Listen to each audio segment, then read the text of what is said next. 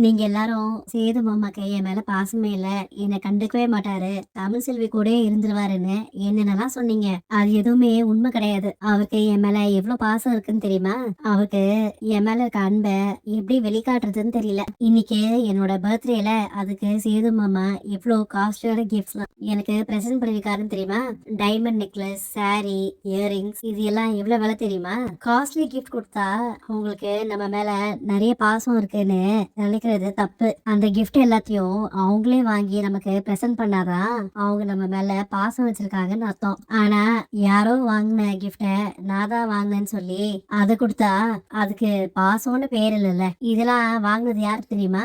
இத வாங்கினது உங்க ஆன்டி ஈஸ்வரி. சேது மாமா இது அவர் வாங்கினதான் சொன்னாரு. என்னோட குழந்தையோட முகத்தை பார்க்க முடியாம யார்கிட்டயும் போய் கெஞ்சி கூத்தாடி பாத்துட்டு வரல, அதுக்கு காரணம் நீங்க தான். நீங்க மட்டும் என் குழந்தைய அவங்க கிட்ட கொடுக்காம இருந்திருந்தீங்கன்னா இந்நேரம் என் 2 குழந்தைங்களும் என் கூடவே இருந்திருப்பாங்க. இன்னைக்கு நான் இவ்வளவு கவலைப்படுறேன்னா அதுக்கு காரணமே நீங்க தான். இந்த புடவைய எனக்காக வாங்கினேன்னு சொன்னீங்களே மாமா, இது எந்த கடையில வாங்குனீங்க சொல்லுங்க?